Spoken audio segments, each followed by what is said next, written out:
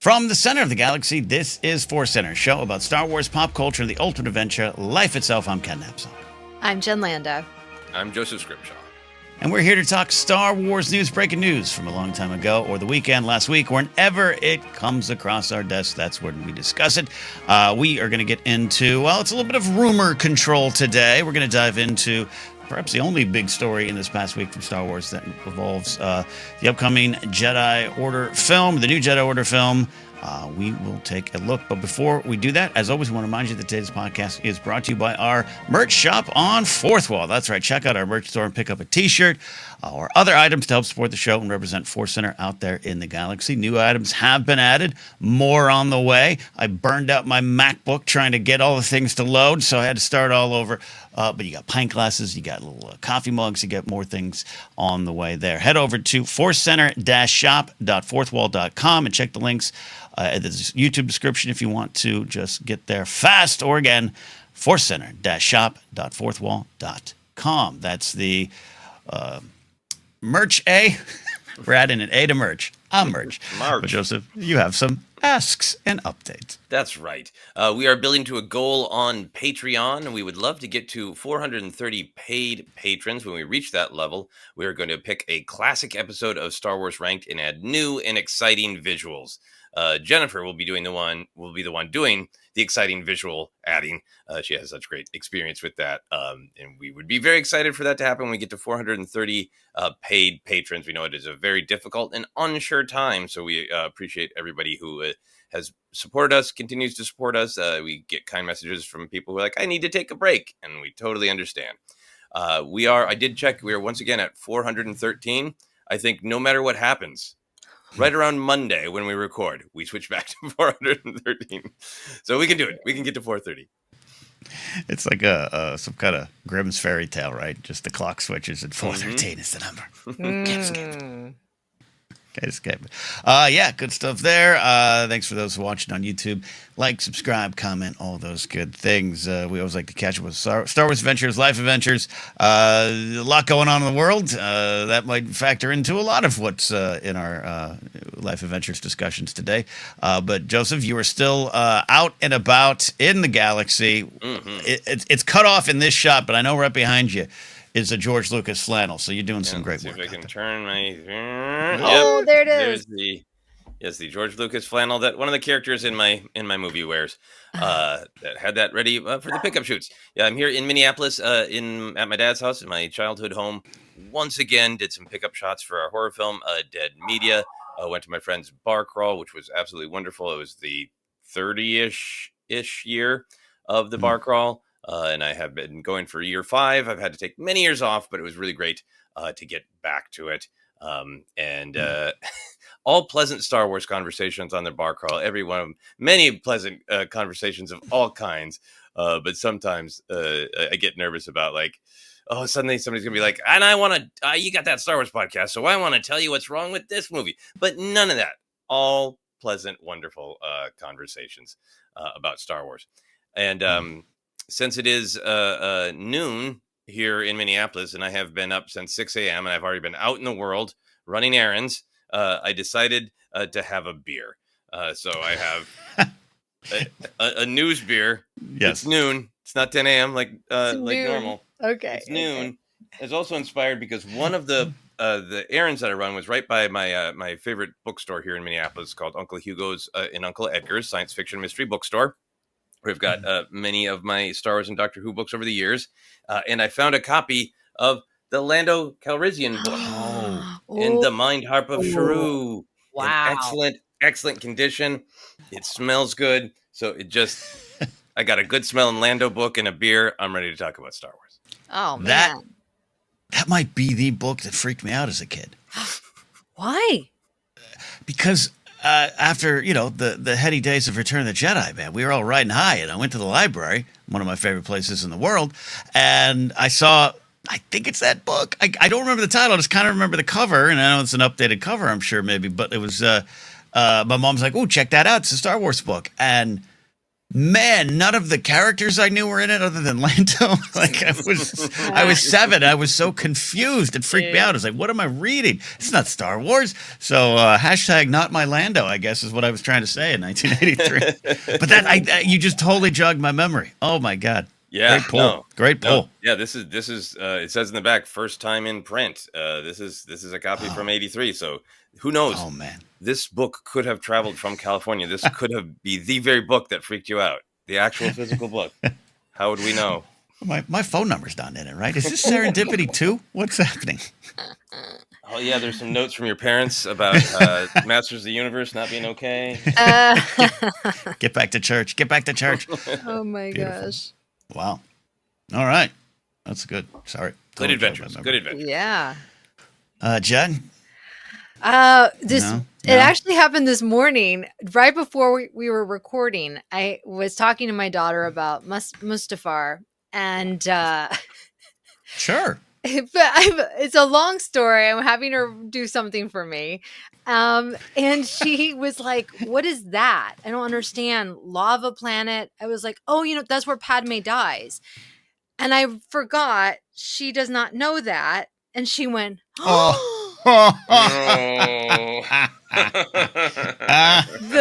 horror I felt. I was like, oh no. Oh no, she doesn't. No, I'm sorry. I tried to cover. She's downstairs.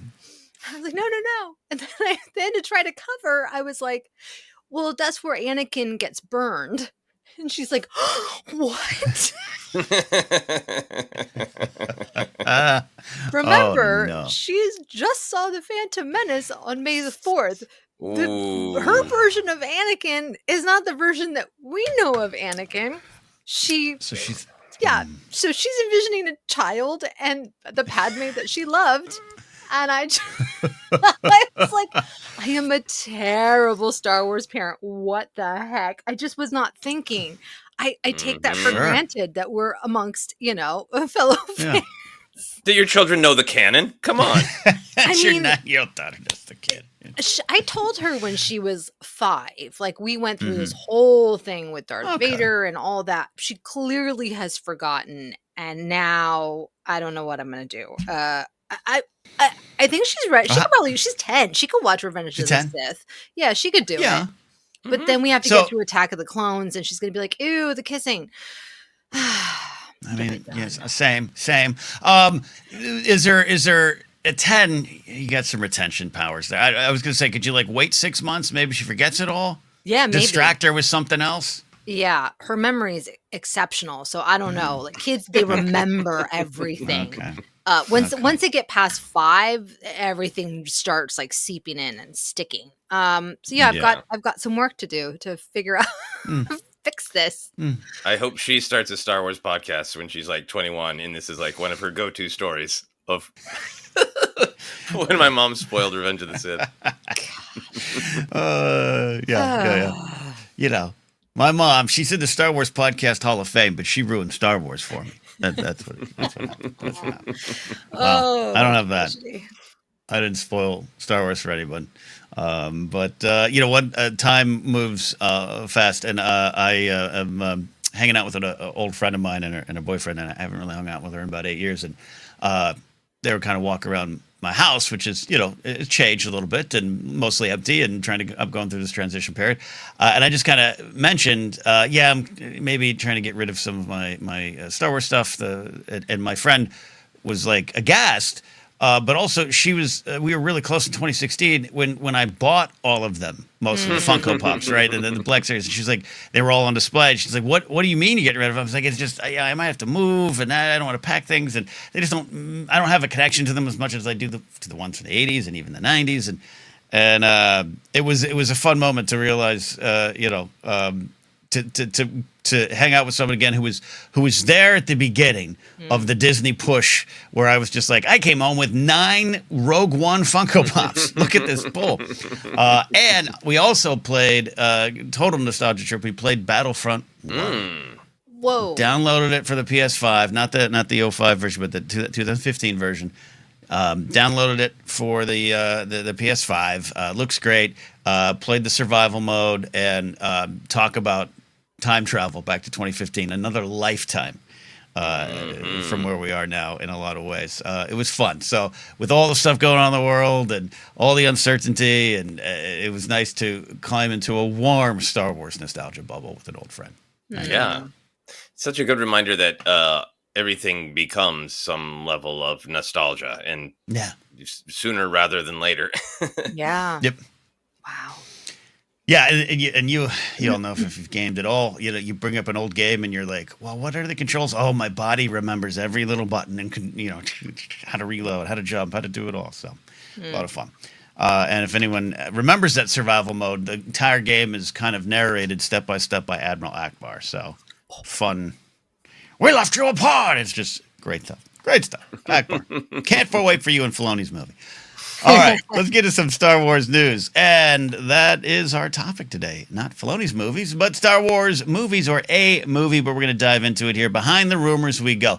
We often say we don't like to deep dive into the rumors. We sometimes just don't acknowledge them.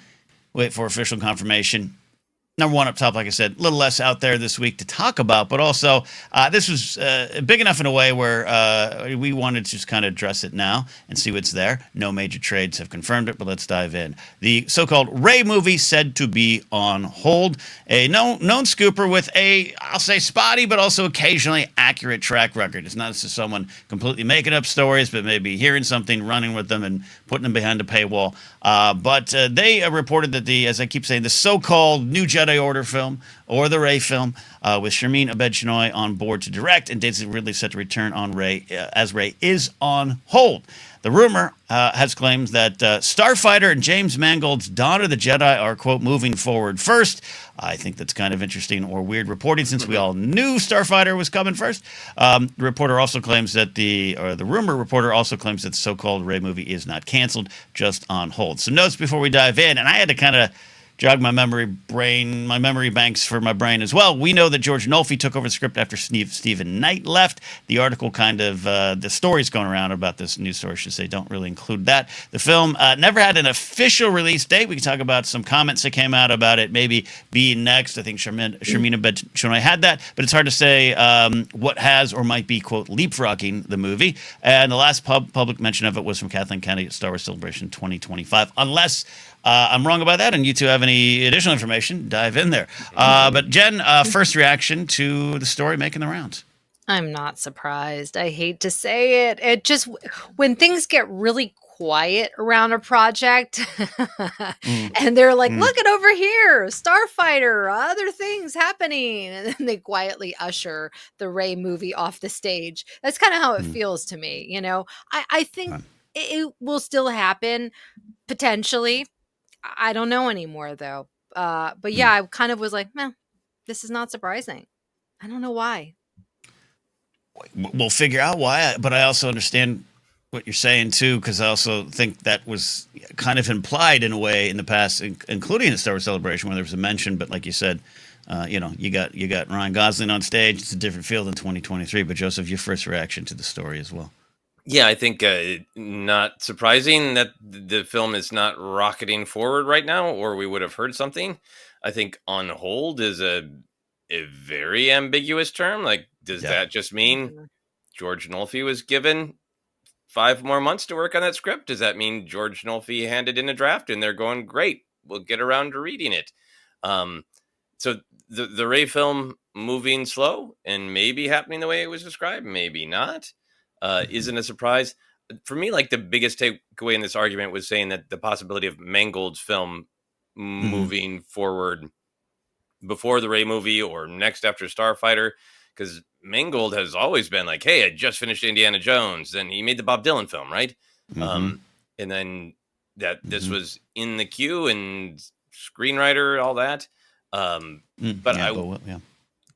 Kathleen Kennedy had those comments at the screening of the original print of Star Wars, the rare print at the BFI, of this idea of they're moving towards standalone films that then new ideas can be, or that stories could continue from them, but you don't, it can just be a standalone. But so I wonder if there is some sort of like, we can talk about it more, but the sort of dance of what's going on with the Kinberg trilogy, what's going on with the New Jedi Order film. But the Mangold film, in theory, to me, would be positioned to be like, let's tell a film about the origin of the Jedi. And if it does great, we could make more. And if it does fine, we could go, great. We made a James Mangold film. So I wonder if part of it moving forward is that flexibility.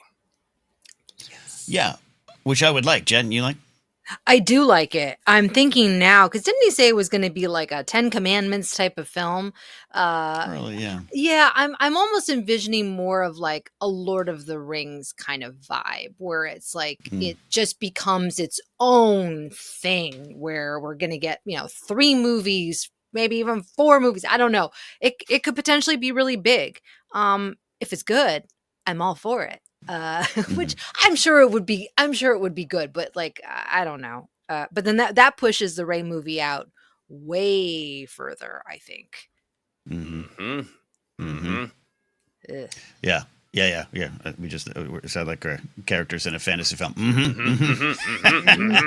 Yeah, and it's going. This question is the first reactions to the stories. I think we're all in line. Where I just was like, well, duh, was actually my reaction. Like, yeah, no, that seems to be apparent. But what part of the story makes some sense to us is the next question here, and it is the idea that this was announced. This is still, in my mind, happening. This report says it's happening, but to me, there was no new, other than the Mangold thing. There was no new information, and that is kind of where I'm landing on it right now. Right, where it's just like. This is fun to spin out, and I think that's one of the reasons we wanted to cover here today. We see it kind of spinning out through the space. I had a show on Friday. I was doing my Anytime show with Alden Diaz, and someone trolled us in the comments, jumped in to celebrate this movie being done, and it's like it's not done. It's not. There's nothing about this story that says it's done. We are moving to focus on movies again. In Marvel, Lucasfilm, and maybe just the industry overall. So it is now a crowded field if they're only going to do one a year, and then they have the Kinberg thing behind it. So yeah, it all kind of just makes sense on that level too, the business level.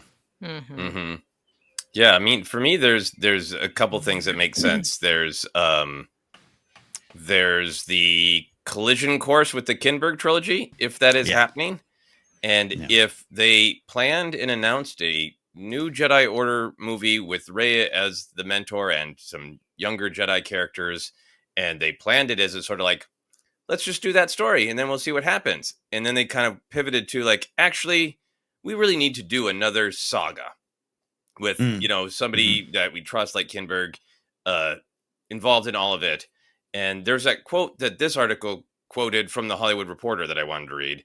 It said, Rey, the scavenger turned Jedi, played by Daisy Ridley in the last 3 episode movies, is key to the franchise's next turn. That potentially puts Kinberg's trilogy story development, as early in its conceptual stages as it may be, on a collision course with the Rey standalone movie that is actively in the works with director Sharmeen Obaid-Chinoy. So I wonder if some of this is that decision to be like, Daisy Ridley is interested in returning. She isn't against it. It's about, does she like the story? And all of her quotes have been, I'll say yes or no based on whether I think the story works and is interesting. So I wonder if some of it is we're continuing to develop this standalone new Jedi Order movie directed by Sharmeen Obaid-Chinoy that's got a story concept but doesn't have a full script.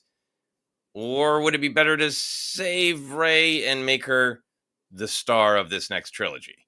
The important thing to me is that I don't want all of this to end up with us not seeing Daisy Ridley back as Rey, because, as I've said before, I think all of the Skywalker saga films, each one has been about a coming of age story of here's how Luke becomes a Jedi, here's how Anakin becomes a Sith, here's how Rey becomes a Jedi. And I would really love to see, with one of these main characters in big live action movies, the character in their prime, being a Jedi, being a teacher, being both a young adult and a parent, which I think is kind of the metaphor for being a teacher and somebody being in the prime of their life. I really want to see that for Rey, and that to me is the most important thing, whether that's in the Kinberg trilogy or in the Sharmeen Obaid-Chinoy film. Yeah, Jen, is there a benefit of it being on hold? All this? Is this what makes some sense? I think I know you're dubious. You're dubious. I know. am. I'm so jaded on everything and just where the Mhm. business is and the decisions being made. Mhm. There's a lot more safer choices, and in some sense, you would think, well, Ray is a safe choice, and yet, there is a weirdness around the sequel trilogy that I cannot deny. I feel like we're kind of coming back around, and we've been seeing John Boyega at cons more. Things seem to be kind of like settling down, but there's like an inflammation that happens in the fan base whenever the sequel trilogy, and it's not, I would not say it's the majority of the fan base, it's a portion of the fan base. So would they want to push that out maybe up to like 5-10 years? I could see that. I could see that as you know, the younger people who grew up with Ray start to grow up a little bit. I'm not sure. I'm skeptical that Charmin Obed Shinoy will be attached. I could see them very well folding Ray's story into the new Jedi Order, because otherwise, it almost seems I don't want to say redundant, but yeah.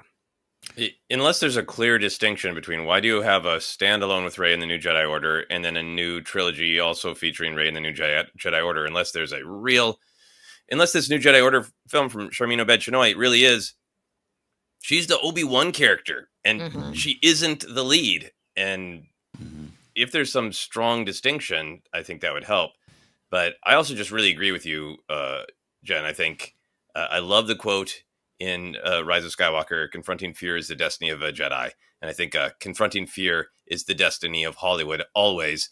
But particularly in this moment of strange times for Hollywood, social upheaval, I think we're culturally in such a battle for, come on, let's treat everyone with respect and empathy. And it's a beautiful, valuable thing for all of us to have ourselves seen in Star Wars. It's wonderful for me to see people who don't look like me or have my same life experiences starring in Star Wars. And I feel like, we had that push and now we're having that reaction to the push.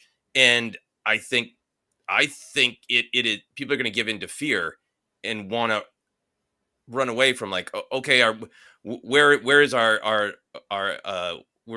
the bend of the moral arc of the universe. What bend is it going to be on June in 2027? And I some of that just BS, I think, does have to affect this, and also just the fear of going. Charmin Obed Chenoy is an amazing, great choice in exactly, I think, what Star Wars should be doing. A different voice with different experiences is exactly what Star Wars needs, I think. But the rush to greenlight Starfighter with really bankable, as safe as you can get in Hollywood safe names, really makes me agree with your fear of Charmin Obed Chenoy being pushed off the project out of just fear. Yeah, it's hard. Yeah. No, go ahead. No, hard to argue against that. I think they got what they might think are two sure things coming: Mandalorian and Grogu. Which I was going through when that was announced. January 2024, that was announced. So the writer's strike had come to an end, right, by that point. So that was they maybe streaming to change everything. That season 4 that Favreau had said scripts were written for. Let's turn that into a movie. We got that thing. Now we got, in the background, Levy is working on this picture with Gosling now.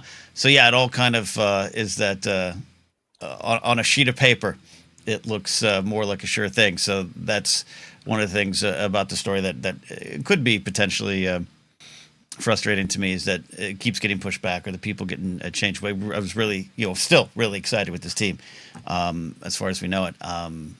But that Kinberg thing, to me, the biggest thing is that Kinberg thing hanging over it. And obviously they're aware of this. They got a big Pinterest board of ideas in their office, right? Like they know. So it's not like they're like, wait, we got a Rey movie and a trilogy. And that Kinberg trilogy, if it sees the light of day, of course, is a 2032 project, right? I don't know. Wow. Yeah. Yeah. Even if it starts 2029, if you got Mangold in 2028 and Filoni's picture, and now comes that list of the dangling ideas out there in Star Wars movie land, which a lot of people point at as proof that things are confused there. They have a lot of chance, a lot of stories to tell, and a lot of chances to get it right. And I'm rooting for Mandalorian, Grogu, and Starfighter to come out swinging and do what everyone thinks it will do on paper. And then maybe there'll be a little less pressure. But what am I saying? There's always going to be pressure on Star Wars films. There's always going to be pressure. But there can be a brief glow. Like I remember when The Mandalorian started out in that first season, people just loved it. And it was, for hardcore fans, and it was such an entry point for casual people. And there was a real glow on it. And I think that could happen with the Mandalorian Grogu film or with Starfighter, and that would be great. Yeah. Jennifer, can I ask you about the Kinberg trilogy? It sounds like it's a weird medical procedure. I'd like to ask you about the Kinberg trilogy. If Rey was coming back, Daisy Ridley, and it was a one-off standalone film, or this Kinberg trilogy is the tale of Rey and the New Jedi Order, but it's 3 films, which would you rather have, a one-shot or an announced we're going for it trilogy? I think a trilogy. I think because if it's when you have Rey and it's just a standalone movie, I'm gonna most likely want to see more of the character. I won't feel complete when the movie ends unless she's not the main focus of the film. But then it's like, okay, then who is the main focus of the film? A group of young people that we don't know. I don't know. I think it's just too risky. I think if you're going to do a 10 Commandments, she's the Moses, right? And that could be really interesting. It's been a long time since I've seen the film. That works. It works. But yeah. I've come down from Mortis with tablets on the New Jedi Order. I'm just so conflicted because in some ways, I want this film. I want the film that Sharmeen Obaid-Chinoy and Kathleen Kennedy announced in London in 2023, because I love the way we've talked about it a lot recently, of the way what Sharmeen Obaid-Chinoy said.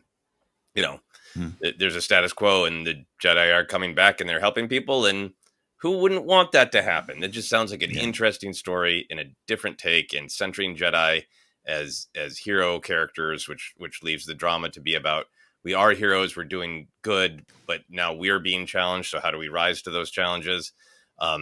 Everything that I have sort of assumed from the tiny bit that Sharmeen Obaid-Chinoy, I really want that movie. But at the same time, in this era, in this moment, just going, screw it, we're announcing a trilogy and we're sticking to it, is like, with the amount of announcements and films that haven't ended up coming out from Lucasfilm in the last 10 years, there's something kind of gutsy about saying, we're going to do a trilogy and we're going to stick to it no matter what. Even if the first one bombs, the second one is coming out because we committed and planned for a trilogy. Do you have any trilogy feelings, Ken? Yeah, I am really excited by it. I am pro Kinberg in Star Wars because of his work with Rebels, and I know there's other things that might be spotty and other things that might cause people to raise an eyebrow to him being involved in terms of telling stories. But I think he was more than just passing through Rebels, especially in the early days. And Carrie Beck and Dave Filoni are continuing to rise in the ranks, and I'm not predicting where they'll end up, but I think there's some synergy there that I like, that I'm excited about just as a fan. But I do fear what we like about the announced Rey project will start to be gobbled up. And I still want to see that film stand on its own legs. But if the Kinberg film, and I say gobble up, but if the Kinberg trilogy is like, no, we could use that story. We're excited to find something in common with our stories and pull it in there and make it something bigger and bolder. That is something I think I'd be more on board for. And it's where, we've talked about the enemies. We just had an episode last week about the possible villains. Is Rey Kenobi? Is Rey Moses? Is Rey, in her prime? I think all those things could work as we watch that character grow into another role as the Star Wars saga continues forward. It's all exciting. And I I don't know. I'll be honest. It's like I want the Rey picture as a standalone, so to speak, to happen because I'm tired of hearing from people in my ear saying no one wants that, and I think they're 100% wrong. Yes. I was there in London. I've seen people tell their stories of the character of Rey, of all ages, by the way, not just 5-year-olds in 2015. I want that to happen because I believe in it with all my heart, and I think that's where some of the apprehension might come from of the news. I think what they're going to do is I think they're going to do a Rey merger. They're going to merge the story of the standalone Rey film into the new Jedi Order film, the Kinberg trilogy. And that's going to be their way to say thank you to Sharmeen Obaid-Chinoy. She ushered us into this position and she was wonderful. And we just decided to do this. It was creative, different, whatever. But it's basically a way for them to kind of get around that of not having her be a part of it. I think it's just where the industry is and people not wanting to take risks, especially when it's a woman of color who does not have the same track record as Simon Kinberg. It's horrible. It's horrible that she's not going to potentially get that opportunity, right? When she absolutely is qualified. An Oscar winner, right? Yeah, an Oscar winner. And yet you got to have the box office track record right now. I mean, it's always been like that, but even more so. I could see her going to like a streaming show more than a film. Now, if it's like a Ryan Coogler who has proven he can knock it out of the box office, that would be different, right? But with her, I think it is too risky, and especially with all the comments that came out, which were taken out of context. That she said that made the fan base angry. They don't want that press. And so it's going to be a way to quietly put that to rest. That's my horrible prediction. Sorry, it's guys. based on lived-in experience, right, Jed? It's based on being around this world. Yeah, this isn't better than better. I mean, it's in the Selena movie. Like, you have to be like exceptional to even be considered, right? There's no second chances. I mean, people raked Gareth Edwards over the coals for Rogue One, and yet he's off directing more, multi-million-dollar movies, right? He's just isn't he doing Jurassic? Yeah, exactly. The latest, right? Yeah. And yet people were like, "This was not good. You did all these reshoots and whatever." And it's like he bounced back, but we don't get afforded those second chances. So maybe it's Kathleen Kennedy's way of protecting her.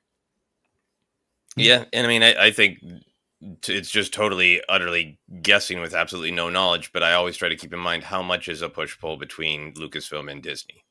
Oh yeah. How much of it is like, this is what Lucasfilm wants to do, but there's pressure from Disney to make a safer choice, quote unquote safer choice. Can I ask a thing about Rey too? Sorry again. No, I feel like a little kid. No. Like I have a question. Let's roundtable this here, and I have some thoughts on what you just said too about. Then go for it.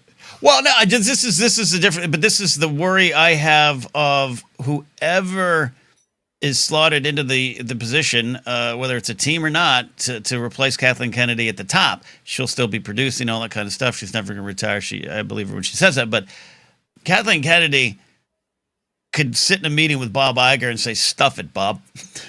like she's got that. She's got the career, the track record. Carrie Beck or Dave Filoni are going to have to say, "Sir, yes, sir." And that and I know Bob's on his way out, and whoever comes in. But that cult of personality, the old school kind of leaders, studios, and look, I'm glad some of them are gone. Let's be clear about that. But that's my biggest worry replacing Kathleen Kennedy. It's going to happen eventually, right?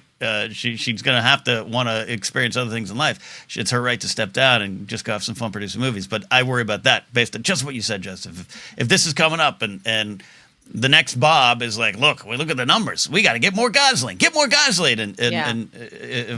Filoni will fight. There's only so many times Filoni can say, "I worked with George Lucas in front of Bob Iger or the next Bob." They're like, we don't care, Dave. I think the clear solution to me is that I think Kathleen Kennedy should take over all of Disney. Okay. There you go. There you go. A relaxing retirement from running Lucasfilm to running all of Disney. Anyway, sorry. That took a, you made me think of that, but you had thoughts on Rey, please. Yeah, please. Jen was bringing up, and I really agree with, like, I think there is a time where sort of some of the tension around the sequel trilogy, people all have their own subjective reaction. They like it, they love it, they don't like this one, they hate this one, whatever. But I also think culture was just baked in. Force Awakens was, everybody but pretty much liked it. Some people thought it was too samey and too nostalgia-y. There was a little bit of that. Then Last Jedi was a big lightning rod. And then Rise of Skywalker was like a lightning rod on the other pole of electricity. But both of them were, controversial, and they should have had a story and all that. And we know from experience some of that sort of behind-the-scenes lived tension goes away. When a child watches Return of the Jedi or Phantom Menace, a child doesn't walk out and go, but Luke and Leia were never supposed to be brother and sister. A child doesn't walk out and go, that was too much CGI and not enough practical. All of that behind the scenes stuff goes away. And I do think that we're only like maybe 5 years out from the younger generation getting old enough who doesn't have that baked into their awareness. But then the other thing that I was thinking about is this article discussed about how, like, Rey is in Daisy Ridley is their most known actor who can continue on being a star. So they're their most bankable return Star Wars star. We all love Rey. We all have many friends who are vocal about loving Rey. But I wonder if there is a percentage of people on social media who love Rey and don't bother being vocal about it because of the bullshit they would have to take by posting about it. And I wanted to ask your thoughts on that, Jen. Yeah, I mean, the Rey is a Mary Sue, which is so stupid. It's been in the conversation since the beginning, right? And even now, if I were to post about it, yeah, I would probably get some, Disney sucks, or I like it goes hand in hand with the Disney era. Rey is really synonymous with that. And I don't think that, like, younger people love Rey. Rey is Star Wars to them. So I'm sure but they're not the people that are, like you said, being vocal. They're like grown men in their 40s who are like, have a bone to pick with this Rey character. It's like, okay, get a life. So yeah, but I mean, I don't know. That's why justice for Rey. That's what I want on a t-shirt. Justice for Rey, because and if you do put her in a trilogy, I like it almost a little bit more than the standalone, because it's staking that claim of, like, this is the new face of Star Wars. She is now a legacy character, and we believe in this character, and here is this fantastic story, and you're gonna love it. Right. And I think it could put all that to rest, and it would quiet that fan base, and they'd be like, well, I guess it is pretty good. We'll probably just get to that era of people who don't like new women characters, but they grew up with Rey, so she's fine. Right. Same exactly. Way. Yeah. The new characters are Mary Sue. Yeah. Yeah. Ken, how do you feel about, like, gauging the actual popularity of Rey? Do you have any perspective on it? Like, again, we're surrounded by people who love her and are in the community of publicly speaking about Star Wars. So they're vocal about liking her. I'm just trying to run through, the conversations I've had in my own life. Some have gone really bad recently, and there's less about Rey. I find more people that like Rey. I'll even find people that have kind of like, I enjoyed it, meaning 7, 8, and 9. And Last Jedi becomes this, when I was in this little near bar fight 3 weeks ago, that I got tested. Like, in the middle of that, someone was like, yeah, no, I like new Star Wars. I don't hate all of it. I like Last Jedi. And they were saying it to me as if, like, they're waiting for me to not like it. I was like, yeah, no, it's great. So's Rise of Skywalker to me. But yes, what do we talk about? Like, but they were the ones spewing the old takes, the old jokes, the old things about episodes 1, 2, and 3, or the special editions. And it is cyclical, as we know, and we've said we've all watched the prequel generation go. So I think I'm surrounded by, and again, it's hard for us to force them, but I'm surrounded by enough people who are like, Rey's fine. Their battle has been the last 5-6 years. That's the recent memory of Andor versus everything else, right? And or seasons 1 of 2 of Mando versus everything else. That's even what I heard by these same people. 1 was great, 2 was good, 3 they were forced to put all these characters into it. Disney forced them to do this. Those kind of bull roar talking points. But Rey, my point is Rey wasn't coming up as much. 7, 8, 9 wasn't coming as much. So those are almost old arguments to them. So to your point earlier, Jen, I find maybe there's hope that even if this film isn't out for at least 3 or 4 more years, that's another chance for another generation to die off. that would be against this film, or just be like, you're 65 now, You were 50 when Force Awakens came out. You're 65 now, and you don't care about this as much.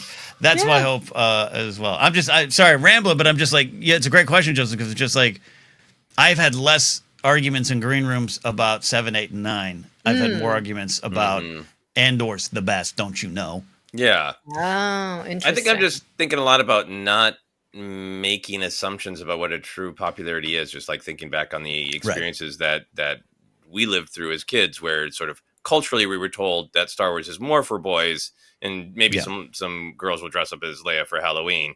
And then, talking to women our age, like, I would have loved to have played Star Wars on the playground, but I was told not to.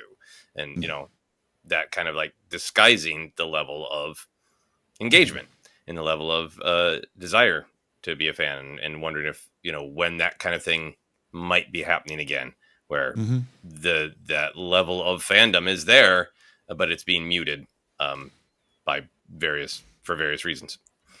Yeah, I was looking at. Sorry, go ahead.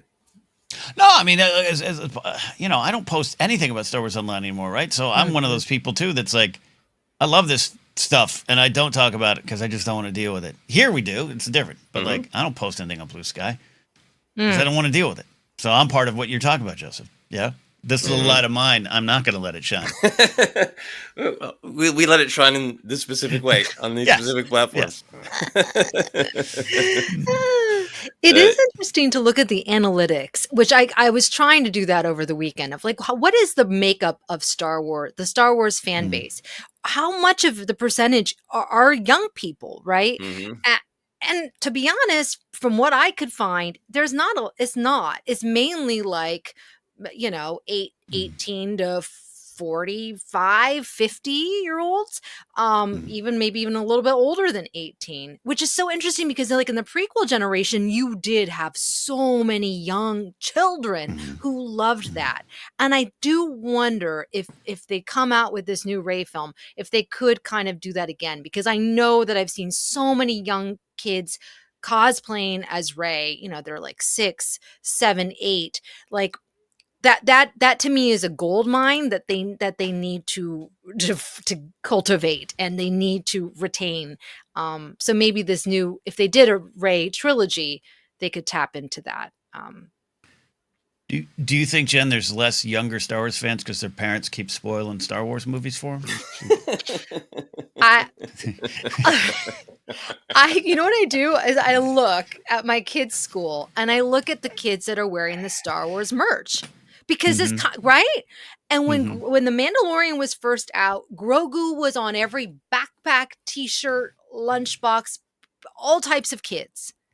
And now, the past year or two, I rarely see a Star Wars shirt or backpack or merch. And if I do, it's on a little kid, like a UTK kindergartner, because their parents bought it and made them wear it, which is what I did. It's some old elder millennial going on Instagram going, look at, I'm a good parent. I put him in a Kylo onesie. Yes, I've seen that a lot. I've got friends that have done that. Yeah. Right. I think we also might just be getting I always want to guard against just being jaded because we're in the trenches of yes, of course, of hot heavy opinion too, because like just this weekend, I hired a gaffer who hadn't worked on the principal photography, so I hadn't met him before to do the pickup shoots, and he's like, I Googled you and I saw you talked about Star Wars and were from the Midwest. So I briefly thought you were maybe those guys who did the videos about the pizza rolls and Phantom Menace. Like, no, I'm not.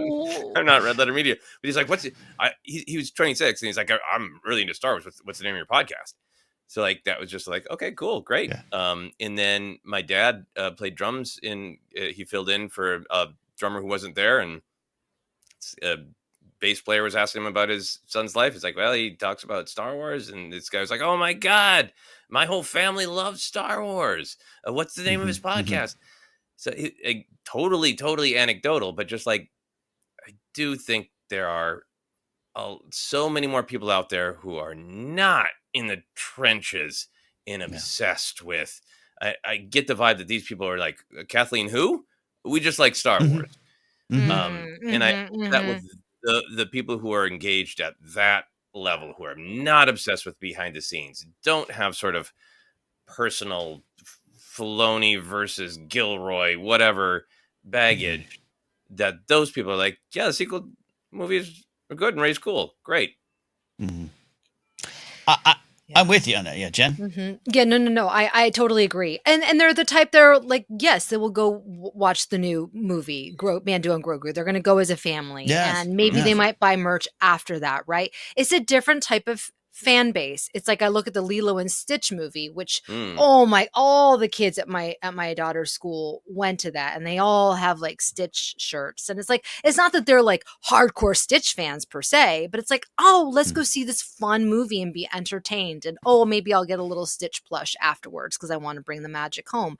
And I think that's kind of what we'll probably see with this next era of Star Wars, is more generational fun. Yeah. No, I like where this conversation's going. It's also hopeful, like because we are the trenches, and all the three of us want Shameen Obaid-Chinoy to get this film to the finish line, and we want all these things. But like, if I just Mandalorian and Grogu return in the theaters, yes, it's got to be good. It's got to stand up to the critics. All those things, great. But it's going to be fun. It's going to be an event. Star Wars will be back in the theaters. That's been one of the biggest problems the last few years, and not just about maybe, hey, Lucasfilm fumbling some balls, but because of where the industry was. We're seeing more things coming out about with Marvel, and some people are saying, yeah, we are forced to do a lot of this stuff. We were forced to do it fast and cheap. And not necessarily everyone was on board in the studio, right? Like we're hearing some of that story. How much of it's true, how much not. We're all three hearing that probably around our own conversations when we're out and about in this town with people we know who work in the business, even some at higher levels. But I'm excited about Mandalorian and Grogu coming to the theaters. I am excited about Starfighter and Gosling and all that stuff because, to your point, Joseph, I think there's a lot of people who are like, the Barbie guys in Star Wars on board versus we have our conversations about, is Mia Goth too recognizable for Star? And I think it's gonna usher in a new era, and behind that, we said when it was first rumored, the Kinberg trilogy will be for a new generation. That will be for the 10-year-olds, and if Rey's part of that anyway, as much as and I'm going to fight to the end, but just much like I think we've all heard Kathleen Kennedy and maybe Daisy Ridley are fighting for Shameen Obaid-Chinoy, as much as I think we feel that, but that's also been some of the stories that have kind of emerged. I think we are. I'm hopeful about a new era, and that these kind of conversations of on hold and this and that and rumors and this and that will be in the past, and we'll just be in a fun new era of films again. Yeah, very hopeful. Yeah. Which also, in the middle of that, I'm super excited for it. Big Jim's picture with Beau Willimon is almost like this. Is that going to work? I mean, I want it to work because I'm a fan of Bengal. I'll defend Big Jim and Dial of Destiny, but like, we got this, we got that, we got zip, zam, zoom. Let's go back to the first days of the church. I'm wondering how that film's going to feel against the rest, and I'm not. Maybe a side conversation for another time. Yeah, that being part of the story of that moving forward is like, it's okay. I like everything that they said about it, and I just want to hear more. I think I would be excited about it if it really digs into how did a group of people decide Mm-hmm. we should, not only can we feel this, but it gives us strength, and there's a moral responsibility to use that strength. Mm-hmm. That's the interesting question to me. If it becomes with like, and then here's the first person who drew the symbol, the Jedi symbol, and we've got lightsabers, but they need backpacks. Like I don't think James Mangold is going to do any of those things, but Yeah, I he's not think good. Yeah. if it tips into here's how the things you know came to be, Mm-hmm. that makes some segments of fandom so angry. Mm-hmm. I still see snarky comments of like everything important that ever happened to Han Solo happened to him within the same 3 days. Okay, Mm-hmm. he met Chewie, Yeah. he got his blaster, he got his ship. They cut it from the film, but he got his scar. Like it makes people really snarky. Um, Yeah. Yeah. so I think if Mangold's film is like high fantasy and it is about that moral choice to be like, it's great. We're a church who's going to do things now because it is actually a moral Yeah. responsibility to be able to lift rocks and change people's minds. And Yeah. it's a massive choice to decide we're going to proactively use that. Yeah. Hmm. Yeah. No, I'm with you. Yeah, I'm with you. I'm excited, and I'm excited Bo Willimans on that one too. It just seems interesting. Yeah, and it's also this era too of Jen doing the schoolyard tests that you're doing, which is I think the best scientific research we actually have in this era of streaming. We celebrated the Andor numbers last week, but that was a collective watch time for the entire series. They're in its finale. It's definitely we're hearing more about Andor than I think we did season one, but I also think it's important to pull back and realize, like in the streaming era, not everyone is paying $20 a month for Disney Plus. Not everyone is sitting down and watching. I think there's too many things to watch, and so I think there's even less people that are aware that there was a show called Acolyte or they did a Kenobi. Like I think it will take the movie to Mandalorian and Grogu to come back, and you'll see more kids, Jen, Yeah. wearing backpacks. Yeah. No Andor or Acolyte merch from the children. No 3-year-olds running around in like a Cyril Karn onesie. Okay. No Gorman Massacre lunchboxes out there. Oh my god. See, I would be when I was at Montessori school down in Orange County. There was a period of time where I would, at recess or whatever, you'd play, Army, Old West stuff, all that kind of stuff. But I would try to get my friends to reenact scenes from MASH. I'm 6 years old, going, all right, the helicopter with the wounded's coming in. So maybe Jen, that's what you're gonna see. Oh my gosh. Yeah, they love playing Among Us on the playground. Is the game? Do you guys know that? Among I Us don't know. game? No. Oh, where somebody's the imposter and then they go in. Oh, it's really funny. It's really fun. I know there's someone in former Disney PR holds like quarterly murder mystery parties with the same thing. So it starts young and keeps going. I'm not invited to those parties, but maybe I'll go to the playground. Oh my gosh. All right, we're rounding to the end of this conversation here. Final thoughts, Joseph. We talked a lot about what maybe we don't trust about the story and how this could hurt the project. But any final thoughts on that or anything here in the Rey film? Yeah, I think I really hope that that Lucasfilm kind of figures out what the relationship between this announced film is in the Kinberg trilogy sooner rather than later. I think Mandalorian and Grogu and Starfighter could be an era of positivity. I think I feel like this film with Sharmeen Obaid-Chinoy was kind of announced as the flagship moving into the future film 2 years ago. And I feel like it's going to take on, this is now a dated reference, but the mythical Chinese democracy vibes. Axl, the original Guns N' Roses like fully broke up in '96 after releasing their last album, which was just covers in I believe '93, November of '93, and then November of '93 until November of 2008. Axl Rose kept saying, "My new album, Chinese Democracy, will be coming out anytime," and Lucasfilm has been plagued by Chinese democracy vibes of it's coming soon. And I really would like to see Lucasfilm move beyond that criticism. So I hope that they make a decision soon. And no matter what, I hope it involves Daisy Ridley returning as Rey. Yeah, and they've done great at conventions, and they have the big convention pop moments, and I love those. We've been present for some of those. Those are still going to happen, but nuts to that. Just do another interview like Kathleen Kennedy did when she called up that one guy and said, "I got some things to say about retirement." Frank and I are getting ready. We're getting dressed and going to a party, but let me talk to you. I don't know if this rumor is going to reach them, right? I don't know if that's going to go the way to the top, and that they'll feel the need. They haven't felt the need to respond before, but. Continued transparency, but it's only good, Jen, if they stick the landings, and they haven't maybe for the last 6 or so years when it comes to movies. Yeah. In terms of getting them made. And I really hope that before Kathleen Kennedy goes, that she makes this her last stand, where she makes sure that this Rey movie is protected in some way, or the Rey story at least is protected. And I think that Lucasfilm loves working with Daisy Ridley, and Rey is a fantastic character. They would be foolish, and they know it, to not continue on with the character. So yeah, we will get it. When? I don't know. I don't know. All right, there you go. I'm sure there's going to be a lot of thoughts out there, but rise up, ForceCenter friends. Talk about what you want to see in this movie or with this character, or what you think's going on. We're out of here for today. We appreciate you all checking in with us. You can find us on social media at ForceCenter Pod, or our Facebook page, ForceCenter Podcast. That's the only different spot there in terms of the username. Podcast is available in a lot of spots: Acast, iHeartRadio, Apple Podcasts. Podcasts only. We have the Data Bank Brawl redo.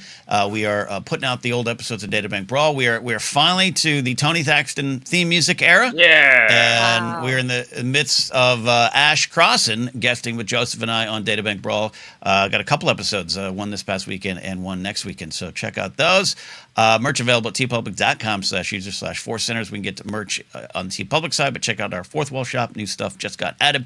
You can support us directly at patreon.com/ForceCenter. Follow me at Ken Knapsack, or go to my website, KenKnapsack.com, for more shows like Pop Rock and Radio, The Blathering, my ASMR channel, Sports Card ASMR. It's all there. Jen, where can they find you? You can find me, and hopefully, I don't know if I lost you. My computer just died. Okay, it's okay. I'm back. You can find me live on the internet at Jennifer Landa, YouTube, Instagram, or TikTok at Jennifer Landa 1138. There you go. Joseph, you are still out and about making art. Tell us about where they can follow you and still support. Yeah, you can find pretty much all my stuff linked on my website, josephscrimshaw.com, or I'm posting about it all the time on Blue Sky. If you'd like to sign up for my weekly newsletter, Finish Your Monsters. I feel guilty saying weekly because I ran out of time to do it last week because I was doing pickup shoots for the film Dead Media. If you'd like to help us finish all the post-production, you can make a one-time tax-deductible donation to the Dead Media Film Project through a great organization called Film North. There's a link for that and info about it on my website as well. Thank you all for all the kind support financially and morally and spiritually on this film. Indeed. That's it. We'll see you next time here on ForceCenter.